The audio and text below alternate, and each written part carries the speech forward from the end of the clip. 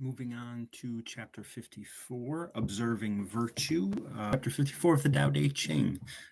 Welcome if this is your first video of the Tao. There are going to be 81 in total. We are going through it numerically. So here we are at 54, and this is entitled Observing Virtue. This is about the cumulative. This is about the cumulative effect of treating people with respect. Really, when you treat someone with respect, and when you've been treated with respect, you want to be a better person. You want to be someone who treats someone with respect, and that is really at the core of what we're talking about here. When you can hold that virtue of treating people with respect, no matter who they are, and don't talk down to them, don't think you're better than them, don't try and compete with them, and treat them with respect from where you're at, not what you think they deserve or what other people do. Everybody is going to learn from the experiences that they have, and if you bring, like there was a verse that we talked about before, which, like the master has goodness within her, and if evil approaches her, she still treats that from the goodness within her. She doesn't utilize the fact that there's evil, and she's like, well, if you're being evil, I'll be evil, right? That's how most of us sort of interact with the world. I have a right to be angry, so let me go be angry. But that's not, just because you have a right to do it doesn't mean you have to accept that invitation. We talked about that before as well. The idea that, an invitation to conflict. Well, do you want to have conflict? Because if you do, well, then you can accept everybody's invitation. They're always dishing them out. There's always an invitation to accept for conflict. But are you going to do that? Are you going to treat this moment with respect and allow them their space to wear themselves out? So let's look at this verse, chapter 54, Observing Virtue. Tend to Tao in your life, and it will never be uprooted. Hold fast to Tao, and it will never slip away. Filled with Tao, respect the children, and they will respect the children. That simple virtue will continue every generation. This can only start with an individual, and when her virtue can be realized, she will cultivate it in her family, and it will become great. They will cultivate this virtue in their community, and it will continue to grow, naturally spreading across the nation and becoming abundant. Because it is abundant, it will touch every part of the universe. How do I know this is the way? By quietly observing myself. So, I hope that's clear. I mean, I don't know how much I can say about this. One of the things that I want to point out is filled with Tao. So filled with Tao means tending to Tao in your life so that it will never be uprooted. Hold fast to Tao and it will never slip away. So you hold Tao and you tend to it in your life. You don't get yourself all caught up in distraction and in possessions and all of that. So you tend to Tao in your life and it will never be uprooted. Filled with Tao, now that you are filled with Tao, you can respect the children and they will respect the children. We can look at the children as people, right? People that you interact with, actual children, or we can look at them as respect the children experiences that you have birthed. We talked about that in an earlier chapter. Your experience, you are the mother of your experience, right? So you have to respect how life is being presented to you. That doesn't mean you always have to go along with it in terms of succumbing to it or submitting to it.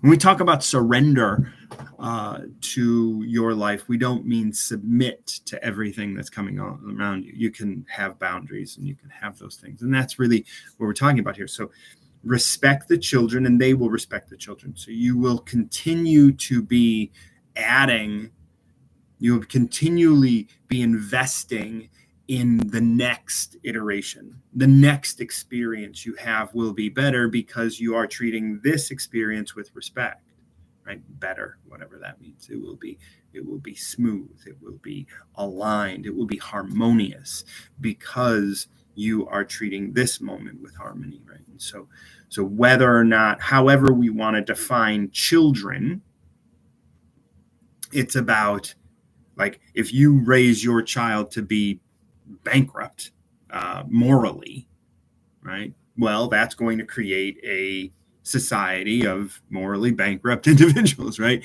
And if you want to raise children with moral bankruptcy, and then you write a book about it, and then everybody reads it, and everybody's treating their children this way, well, then you have a generation, and then they won't know how to raise children, and you lose this connection with Tao, right? But if you hold fast to Tao and you tend to it in your life, well, then you're accumulating all of these things, right? You start to accumulate good, you start to accumulate respect, the ability to respect others. And the ability to, when we talk about the Tao, we talk about the idea of it is here to help you live a more reasonable life. And how I define that is by not asking other things to be anything for you. So you respond to the world as you respond to the world, but you don't have to change the world to change the way your neighbor acts because you don't like the way they act. That's work for you to do. They're going to act the way they do. Now, do you respect them enough to allow them that? Or do you send them an invitation to conflict? Right? Like, so here's the balance, right? Like, can you observe the virtue of respect? Can you respect someone when they're doing their job? When you respect someone when they do something that you don't want them to do? Can you respect someone that does something that you wouldn't do? So this can only start with an individual, and when her virtue can be realized, she will cultivate it in her family and it will become great. Once again, when you can see this respect for others, you will cultivate it in your life. You will cultivate it in your family being the collection of your life, like the collection of experiences of your life, your neighborhood, whatever your family happens to be, and however you define that. That family of experiences, the family of community, the family of family, right? Like, whatever it is, they will cultivate this virtue in their community and it will continue to grow. So if you cultivate this virtue of respect in your cousin, well, your cousin will go to where they go and they will cultivate it there. And the people around them will see it and be inspired by it, and they will start to embody this virtue as well. And it will naturally spread across the nation and become abundant. So eventually, living this way, right? I like to say this started with Buddha and Jesus and Muhammad and all of the great people that started this transformation, right? They came out and they said, oh, this is, Jesus came out and said, I'm going to treat people with respect, right? And when he treats people respect, right, he gets respect and people want to be like him. And then, when greedy people get involved, they change his words and change everything. And then nobody knows what respect is anymore, right? But Tao, again, tend to Tao. Even Lao Tzu, he treated people, right? So 3000 BCE, this happened well before Jesus, right? So, or 3000 years ago, so 600 BCE, this was written. So it was happening, and now we are spreading it. We are continuing to spread it. Right? It is coming because it is abundant. It's not abundant yet, right? Greed is still abundant. And this observing virtue, this respect, is growing all the time. And we have to continue to contribute to the culmination, sure, but we got to continue contributing to the cumulative effect of treating people with respect. How do I know this is the way? By quietly observing myself. When I respect myself, when I respect a certain aspect of my life, that aspect of my life grows. When I beat up on myself in a certain area of my life, that area of my life is diminished. And so what happens within happens outside. There is no difference. We are all connected to the same thing, Tao. And when we can respect those, even if they are not offering others respect, when we can still respect them and do what we need to do, continue to do what we need to do, then life is good and it will spread. And when it will spread above greed, well, greed wants a life too, and we want to be able to respect that. We want to respect the fact that greed is clamoring for an existence. We don't have to give it an existence. Like the universe will give it that if it needs, if it actually requires it. But really what we're here to do is to live our lives, and we can respect greed for, it is being overrun by respect, hopefully. And that greed wants to do any last ditch effort that it needs to have life. We want to respect that.